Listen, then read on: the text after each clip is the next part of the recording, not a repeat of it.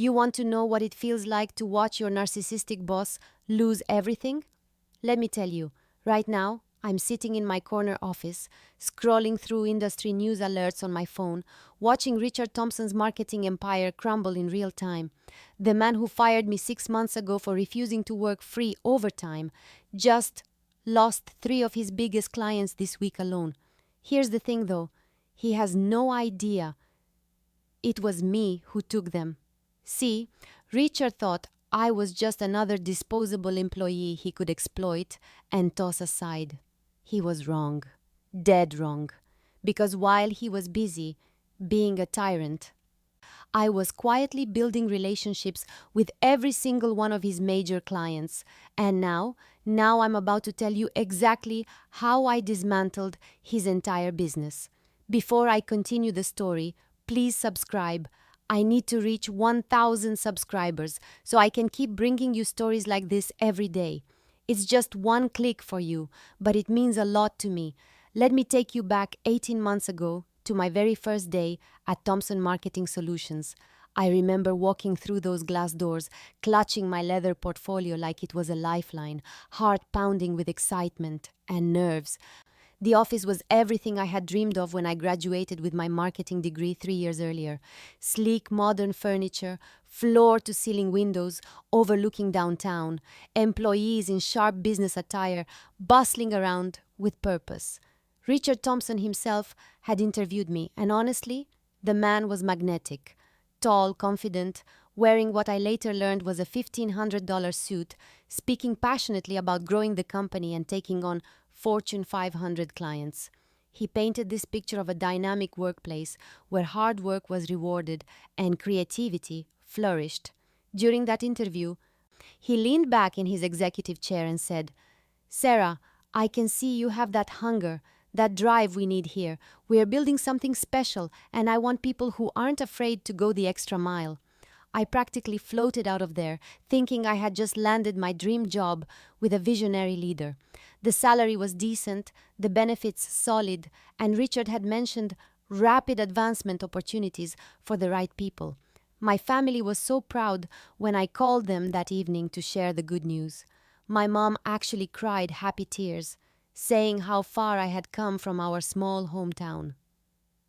I spent that night researching the company's client list, memorizing their case studies, planning how I could contribute and prove myself worthy of Richard's faith in me. I even bought new clothes for my first week, wanting to fit in with what seemed like such a polished, professional environment.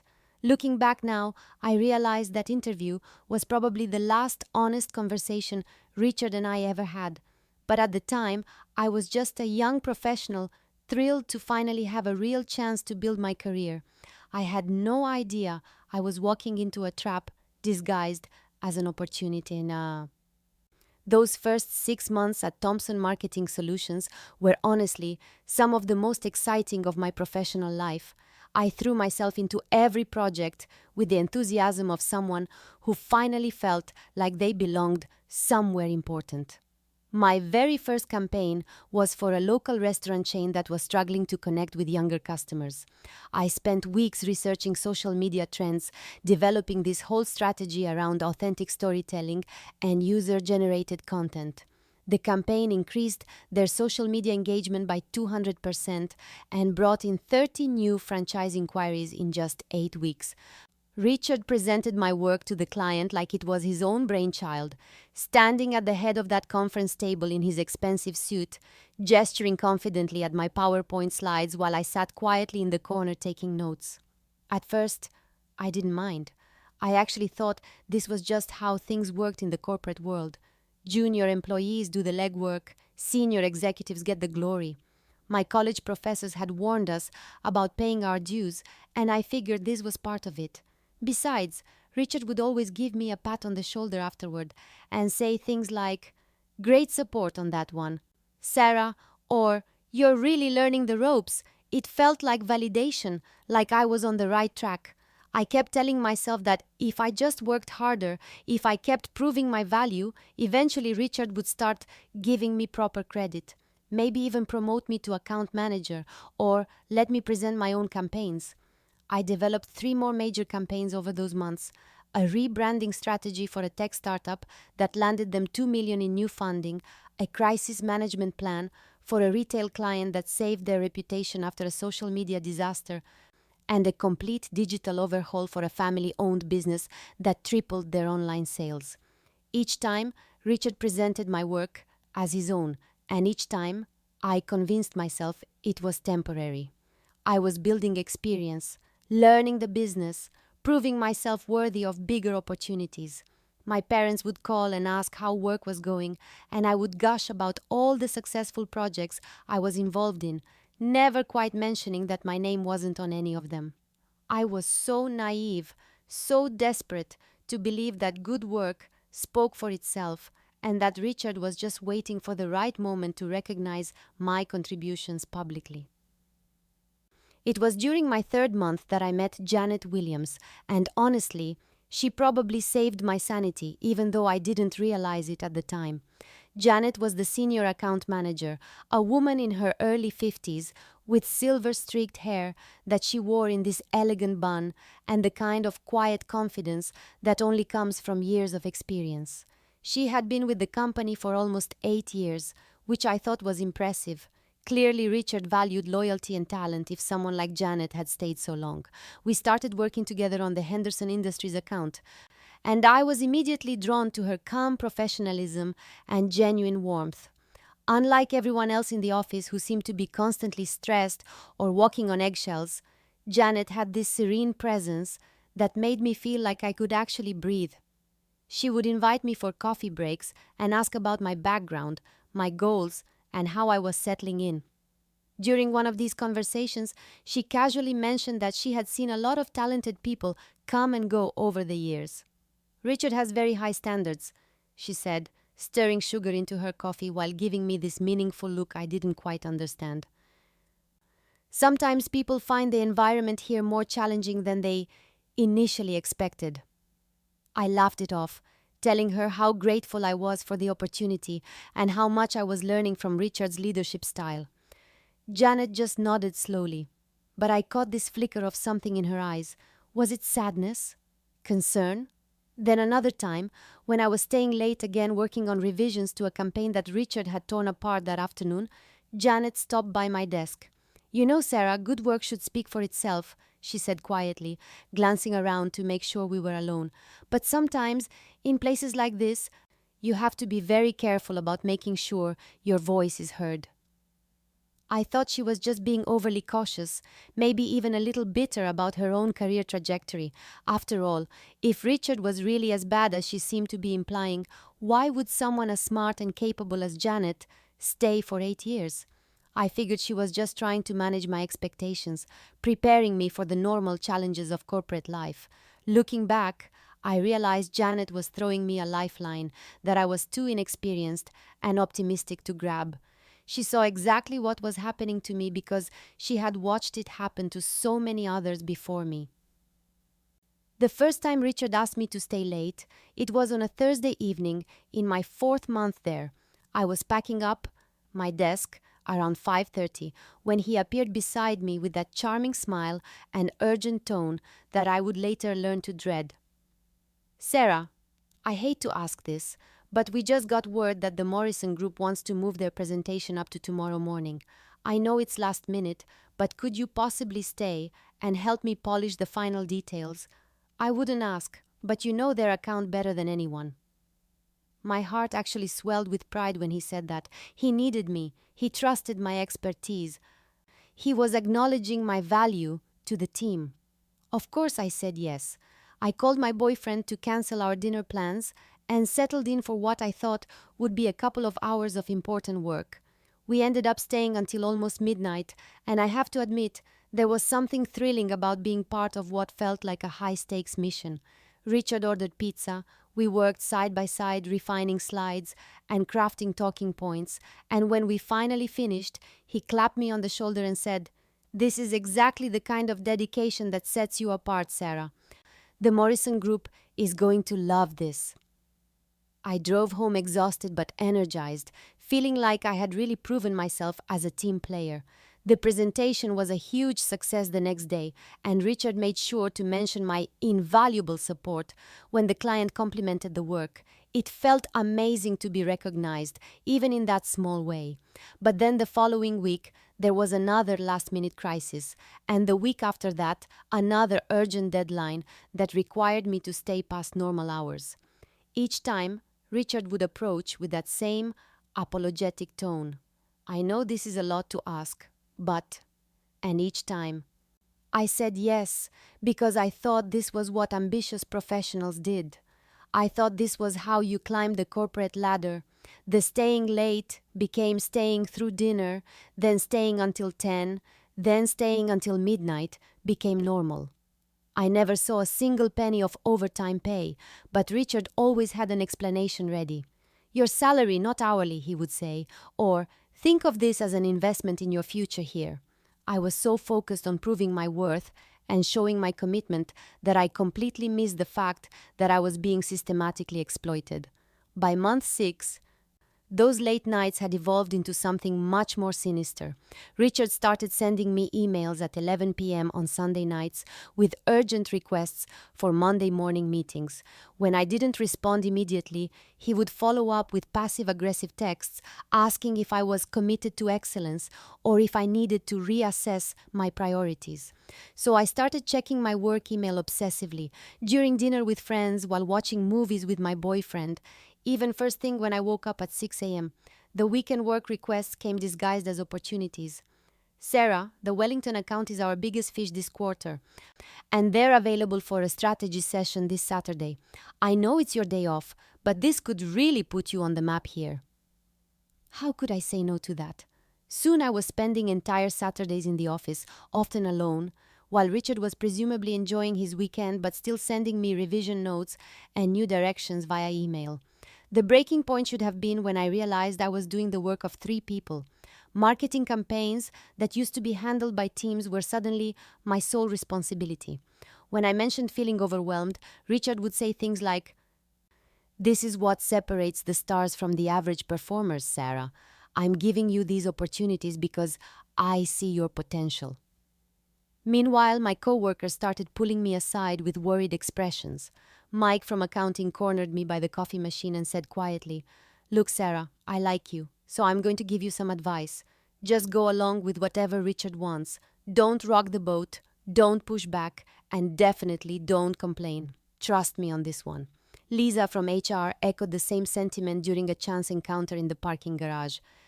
"I've seen what happens to people who challenge Richard's expectations," she whispered, glancing around nervously.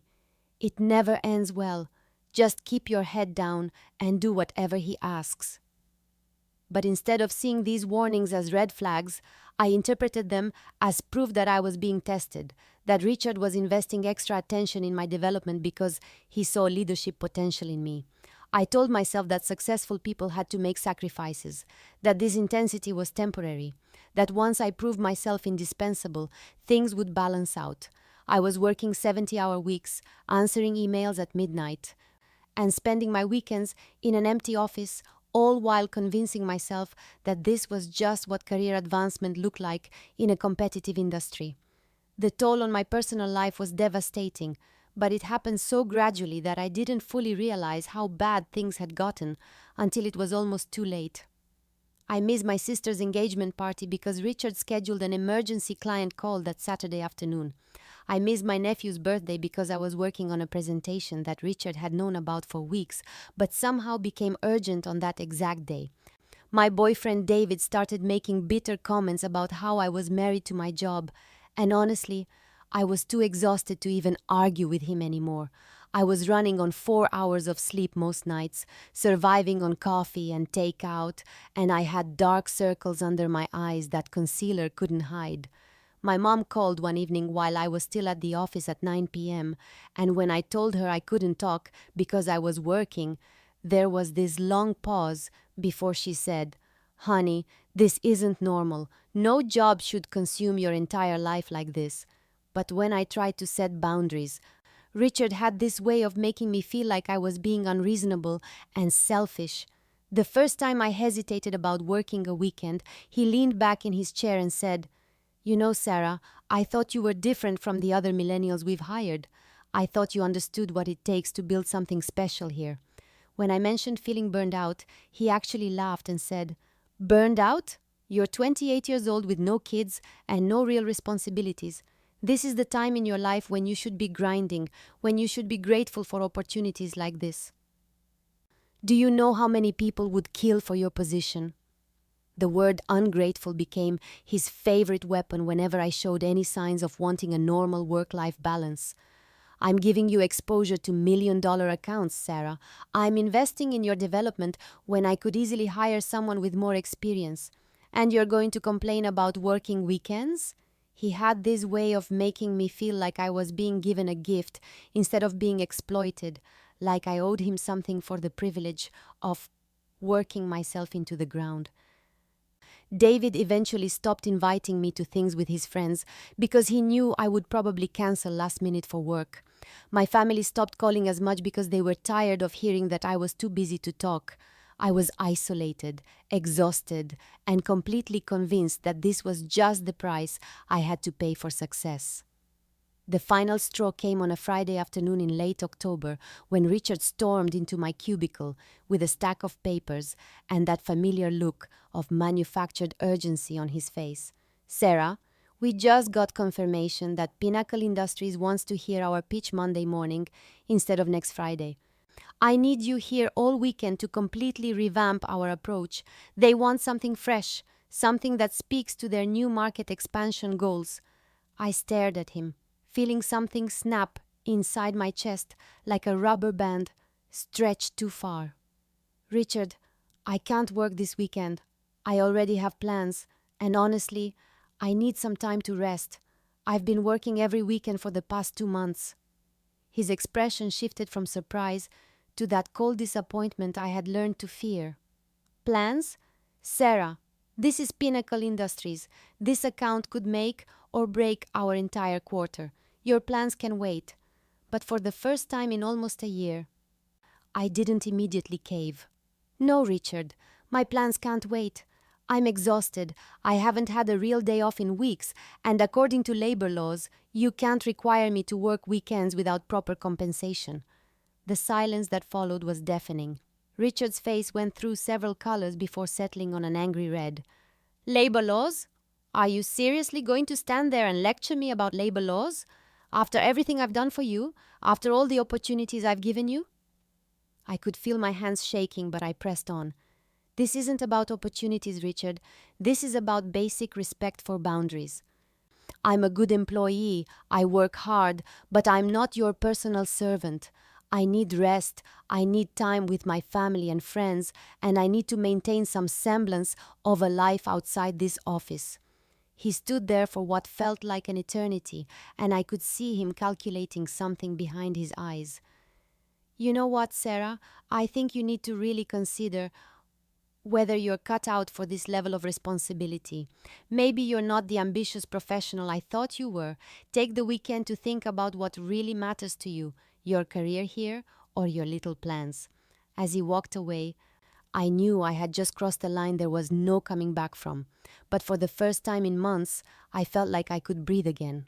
Monday morning arrived like a storm I had been dreading all weekend, and Richard wasted no time unleashing his fury.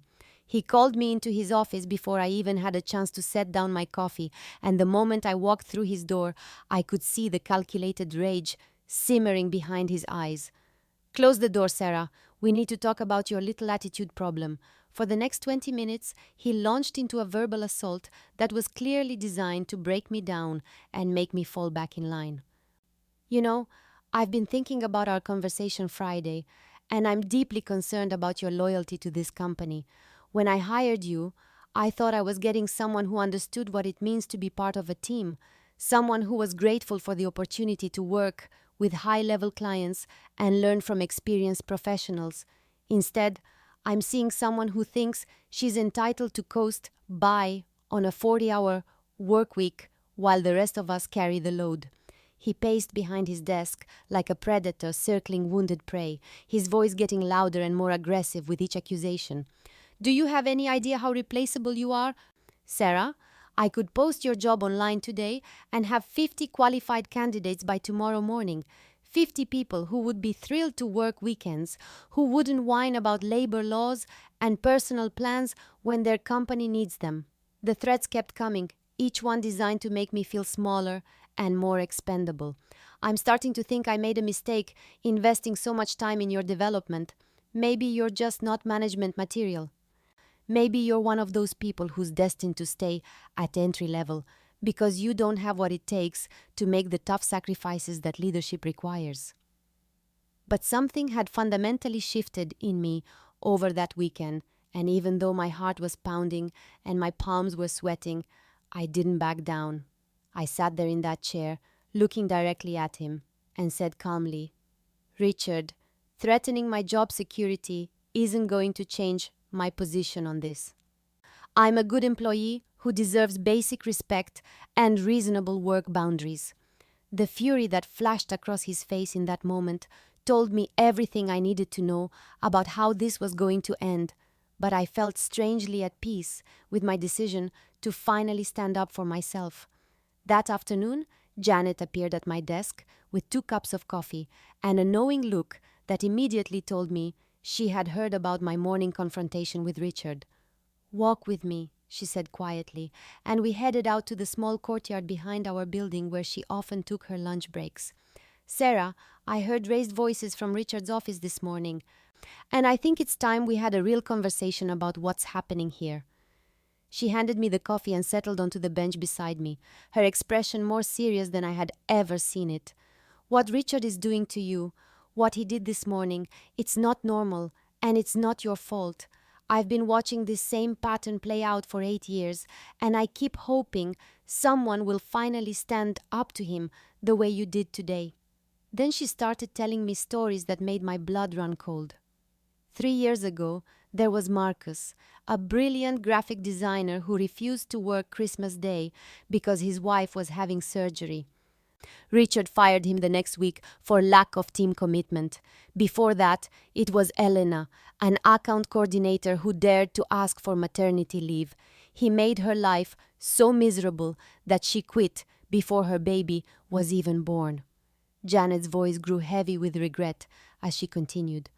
"Last year, it was Tom from the creative department. He had been here for 5 years, never missed a deadline. But when he refused to work through his father's funeral weekend, Richard started documenting every tiny mistake until he had enough to justify termination. I felt sick to my stomach, not just from the stories, but from the realization that I had been witnessing the signs of this pattern for months without recognizing them. But Janet, why haven't you left? Why do you stay and watch this happen over and over?" She sighed deeply, looking older than her 52 years. "Because someone needs to be here to warn people like you, to document what really happens, and honestly, because I'm close to retirement and can't afford to start over somewhere else. But you're young, Sarah, you're talented, and you have options that I don't have." As we walked back into the building, Janet squeezed my arm gently. "Whatever happens next, remember that you're not crazy, you're not ungrateful, and you're certainly not alone. Richard creates his own problems by burning through good people, and someday that's going to catch up with him." Tuesday morning came with an ominous email from Richard's assistant asking me to report to his office at 9 a.m. sharp. And when I walked through that door and saw Linda from HR sitting stiffly in the corner with a manila folder in her lap, I knew exactly what was about to happen. Richard didn't even look up from his computer for the first 30 seconds, a power move designed to make me squirm, before finally turning to face me with the coldest expression I had ever seen on his face. "Sarah, after careful consideration and consultation with human resources, we've decided that your employment with Thompson Marketing Solutions will be terminated effective immediately." Linda opened her folder and began reading from what was clearly a carefully prepared script, her voice monotone and professional. "The reasons for termination include persistent poor attitude toward company expectations, unwillingness to collaborate as a team player, and failure to meet the standards of commitment required for your position." I almost laughed at the absurdity of it all. After months of working 70-hour weeks, missing family events, and sacrificing my health for this company, they were firing me for having a poor attitude because I finally stood up for basic worker rights. Richard leaned back in his chair with a satisfied smirk as Linda continued reading their fabricated justifications, occasionally nodding as if these lies were painful truths he had reluctantly come to accept. Your access to company systems has been revoked, and security will escort you to collect only your personal belongings from your desk. You'll need to surrender your company laptop, access cards, and any materials related to client accounts immediately. The security escort was the most humiliating part. Walking through the office I had called home for almost a year, while my former colleagues watched with a mixture of sympathy and relief that it wasn't them. I wasn't allowed to say goodbye to Janet, wasn't permitted to take the few client testimonials I had printed and kept in my desk drawer, and had to surrender the coffee mug my sister had given me because it might contain proprietary information.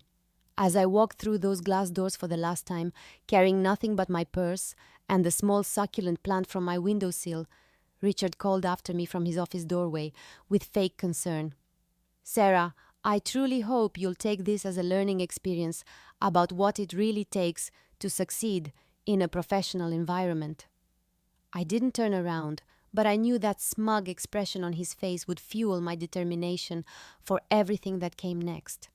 The first week after being fired was the darkest period of my adult life, and I'm not being dramatic when I say that.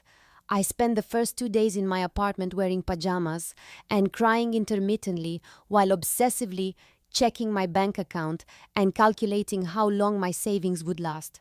The rational part of my brain kept telling me that Richard was clearly an abusive boss and that I had done the right thing by standing up for myself, but the louder, more insidious voice in my head kept whispering that maybe I really was ungrateful, maybe I really didn't have what it takes to succeed in a competitive industry, maybe I had thrown away a good job over something as trivial as working weekends.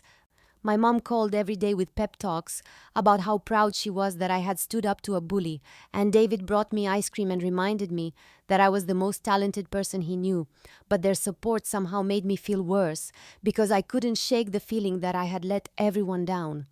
I started second-guessing every decision I had made at Thompson Marketing, wondering if I should have just kept my mouth shut and played along with Richard's demands until I could find something better. The job market looked terrifying from my position of sudden unemployment. Every posting seemed to require more experience than I had, and I kept imagining future employers calling Richard for references and hearing about my poor attitude and lack of team commitment. My sister drove 3 hours to spend the weekend with me, and when she found me crying over a bowl of cereal at 2 p.m, she sat down and said, "Sarah, you're scaring me. This isn't like you to fall apart like this." But I couldn't explain to her how completely Richard had destroyed my confidence, how thoroughly he had convinced me that my worth as a professional was tied to my willingness to be exploited. I spent hours scrolling through LinkedIn, looking at other people's career updates and promotions, feeling like I had somehow failed at the most basic level of adult responsibility. The worst part was the creeping doubt that maybe Richard had been right about me all along. Maybe I really wasn't cut out for the demands of a serious career. Maybe I was just another entitled millennial who couldn't handle the real world. 3 weeks into my unemployment spiral, I got a text from an unknown number that said, simply, "It's Janet. Can we meet for coffee? I have something important to tell you." We met at a small cafe across town where there was no chance of running into anyone from Thompson Marketing, and the moment I saw Janet's face, I knew she had serious information to share. She waited until we were seated in a corner booth before leaning forward and speaking in barely above a whisper. "Sarah, what I'm about to tell you could get me fired if Richard ever found out. But I can't watch you destroy yourself over this job when you need to know the truth about what's been happening since you left." She glanced around nervously before continuing, and I could see the weight of keeping this secret had been eating at her. "Richard is in complete panic mode. He's been working 18-hour days trying to handle the accounts you used to manage, and honestly, he's failing miserably. The Morrison Group presentation that he insisted was so urgent, He bombed it completely without your insights and strategy work. But then Janet dropped the bombshell that changed everything. Here's what Richard doesn't want anyone to know. 3 of our biggest clients have specifically asked where you went and when you'll be back. The Pinnacle Industries account that caused your whole confrontation? Their marketing director called yesterday asking if you were still available to consult on their expansion project because they were so impressed with your preliminary research. I felt something shift in my chest, a tiny spark of hope that I had been suppressing for weeks. Henderson Industries loved working with you so much that they've been pushing back on every strategy Richard presents, saying it doesn't have the same innovative approach they've come to expect from Thompson Marketing and the Wellington Group. They actually asked if they could work with you directly instead of going through Richard. Janet reached across the table and squeezed my hand. Sarah, you weren't just a good employee. You were the heart of that company's creative output.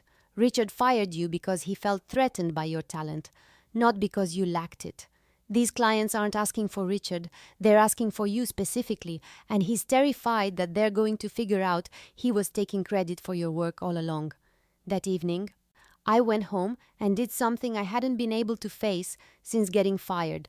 I opened my laptop and started going through my personal portfolio, really looking at the work I had created over those 18 months. What I saw shocked me, because for the first time, I wasn't viewing my accomplishments through the lens of Richard's manipulation and gaslighting. The Morrison Group campaign that increased their engagement by 200%? That was my research, my strategy, my creative vision. The tech startup, rebranding that helped them secure $2 million in funding.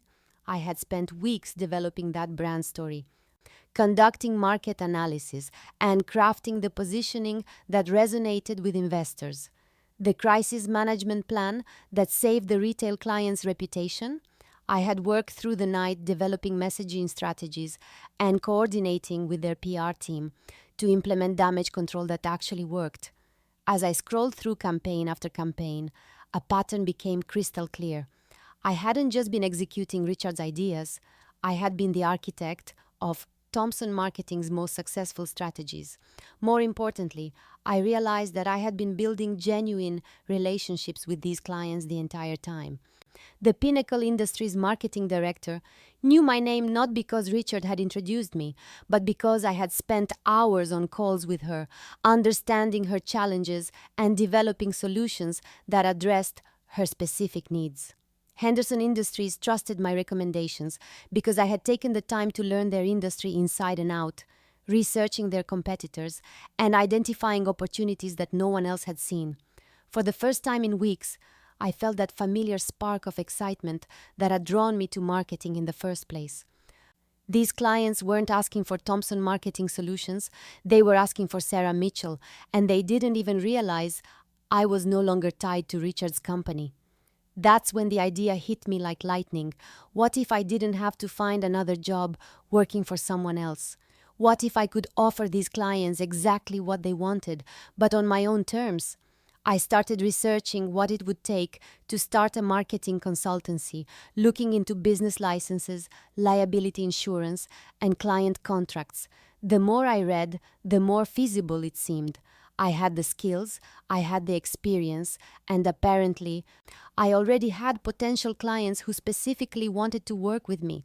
For the first time since getting fired, I felt powerful instead of powerless.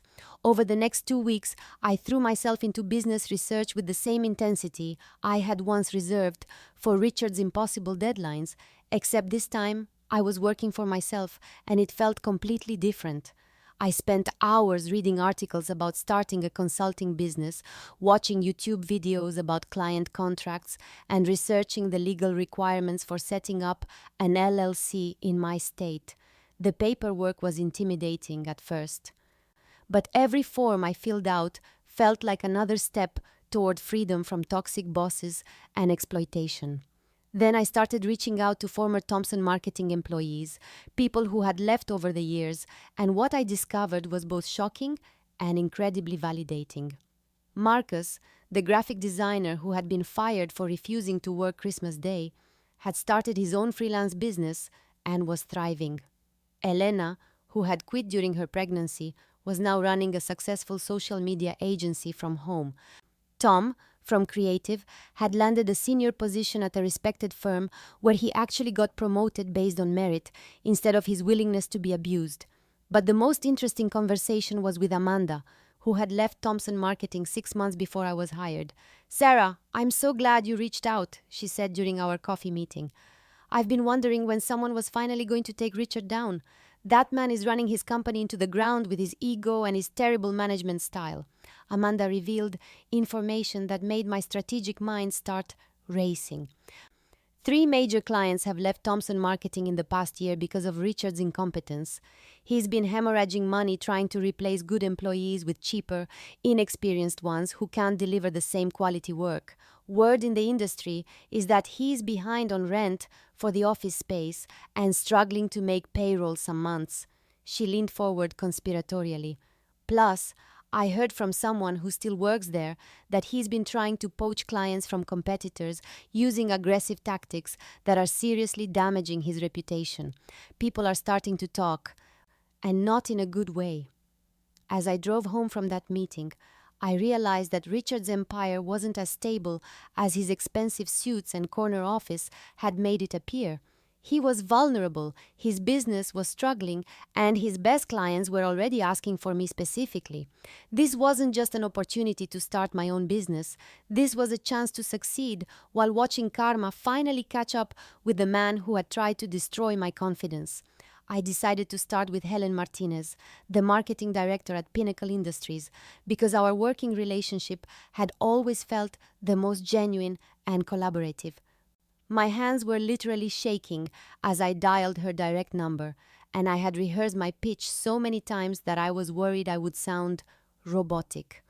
When Helen answered with her usual warm greeting, I took a deep breath and launched into the speech I had been practicing for days. "Helen, this is Sarah Mitchell.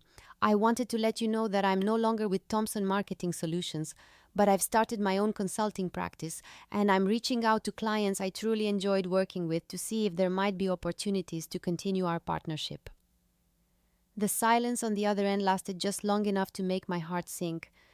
But then Helen's voice came through with what sounded like genuine relief. "Sarah, oh my goodness, I was wondering what happened to you. Richard told us you had moved to a different department, but when we kept asking to work with you directly on the expansion project, he kept making excuses about your availability." I felt a surge of anger at Richard's lies, but Helen continued before I could respond. "Honestly, Sarah, the quality of work has completely declined since you stopped being involved in our account.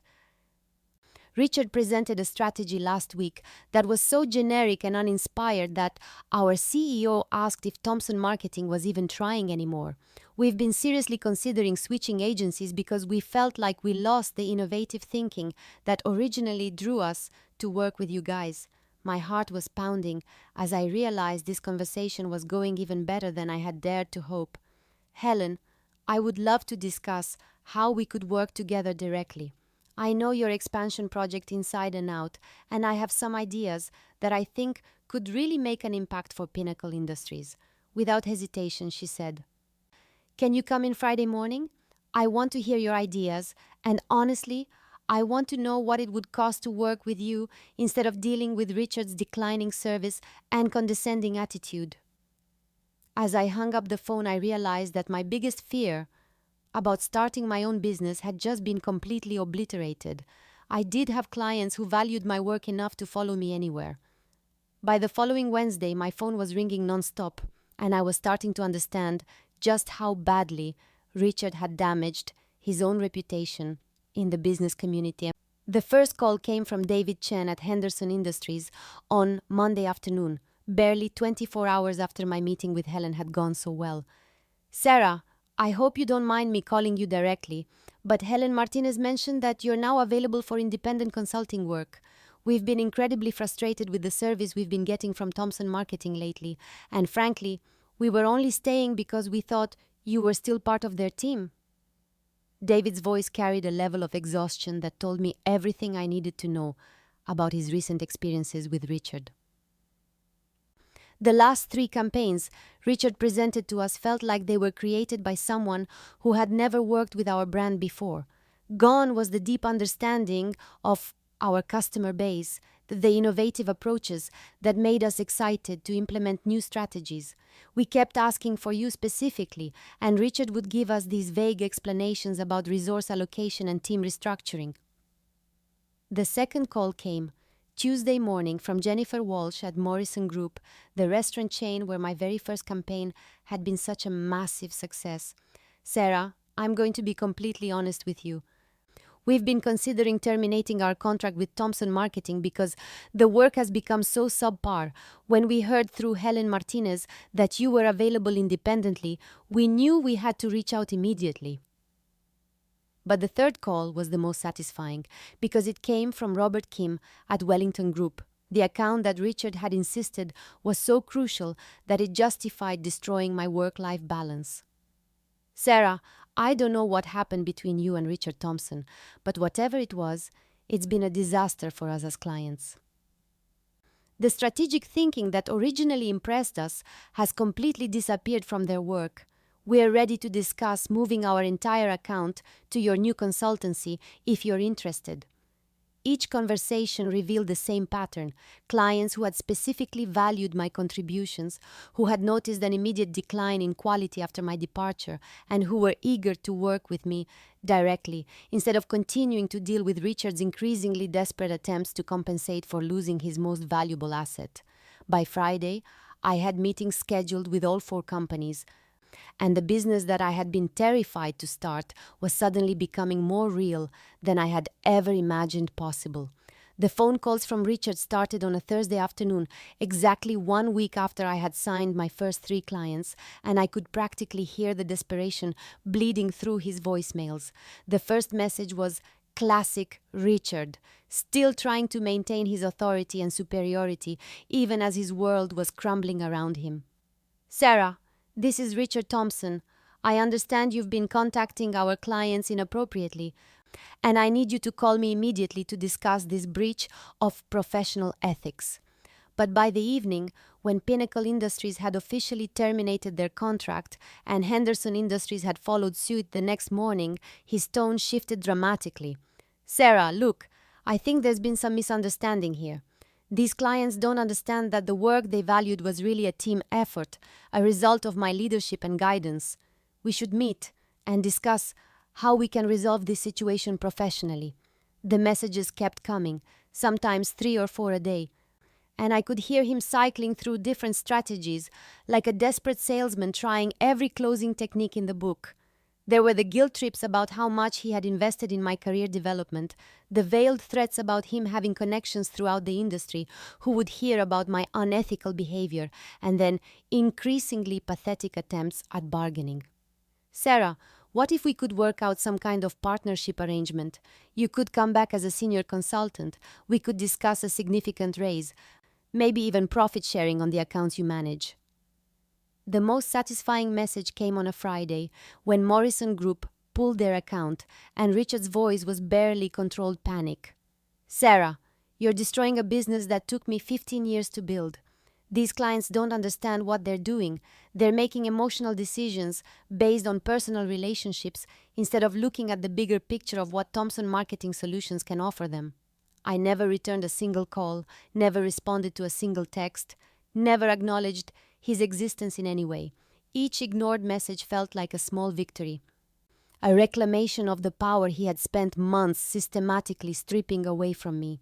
My phone would buzz with his contact information, and I would simply delete the voicemail without listening, watching his desperation grow through the increasing frequency of his attempts to reach me, while I continued building the business that was everything his company pretended to be. The final domino fell 3 weeks later when I signed Clearwater Tech and Summit Financial, 2 accounts that Richard had been desperately trying to keep afloat through increasingly frantic damage control efforts that only made him look more incompetent. Clearwater's CEO called me personally after hearing about my work through the business community grapevine, and when I mentioned that I was the strategist behind the campaigns they had loved from Thompson Marketing, he actually laughed and said, "Well, that explains why everything went to hell after you apparently left. Summit Financial was even more direct. Their CMO told me that Richard had become so erratic and defensive during meetings that they were actively looking for an excuse to terminate their contract, and my availability gave them the perfect opportunity to escape what had become an embarrassing business relationship. By my calculations, I had just walked away with 60% of Thompson Marketing's most profitable accounts, and the ripple effects were spreading through our industry faster than I could have imagined. Amanda called me with updates from her network of contacts, reporting that people were openly discussing Richard's meltdown at marketing conferences and professional mixers. Sarah, you should hear what people are saying. Everyone knows that Thompson Marketing is hemorrhaging clients and that Richard has been calling around trying to badmouth you to anyone who will listen. But it's completely backfiring because people can see right through his desperation. The most delicious piece of industry gossip came from Janet, who texted me that Richard had been forced to let go of half his remaining staff because he couldn't make payroll, and that the office landlord had posted an eviction notice on their front door for 3 months of unpaid rent.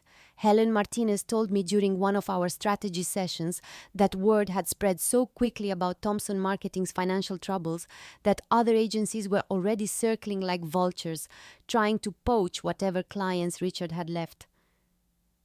Richard called our CEO directly last week, she said with obvious amusement, begging us to reconsider our decision and offering to slash his fees in half if we would come back. It was honestly painful to listen to. Meanwhile, my phone was ringing with new business inquiries from companies who had heard about the quality of work I was delivering and wanted to see what I could do for their brands. I had gone from unemployed and doubting my worth to running a thriving consultancy that was built on the ashes of my former boss's arrogance and incompetence. 6 months later, I'm sitting in my home office that overlooks the city, running a consulting business that generates more revenue in a month than I used to make in 6 months working for Richard. And I can honestly say that getting fired was the best thing that ever happened to my career. This morning, I got a LinkedIn notification that Thompson Marketing Solutions has officially filed for bankruptcy, and Richard is apparently working as a mid-level account manager at some small firm across town after losing his office, his employees, and his reputation in what industry publications are calling one of the most spectacular business implosions they've seen in years. My client roster has grown to include 8 major accounts. I've hired 2 junior consultants who I treat with the respect and appreciation I never received, and I wake up every morning excited about the work I'm doing instead of dreading another day of exploitation and manipulation. The irony isn't lost on me that Richard's desperate attempts to control and diminish me ultimately taught me exactly how valuable I really was. He couldn't function without my creativity, my client relationships, and my strategic thinking, which is why his business collapsed the moment I stopped propping it up. I learned that toxic bosses like Richard don't fire good employees because those employees are failing. They fire them because they're threatening the boss's fragile ego and exposing their incompetence. The most important lesson from this whole experience is that your worth isn't determined by how willing you are to be mistreated, and setting boundaries isn't insubordination, it's self-respect. If you're watching this and recognizing yourself in my story, if you're working for someone who makes you feel guilty for wanting basic human dignity, if you're being told that exploitation is just paying your dues, please understand that you deserve better.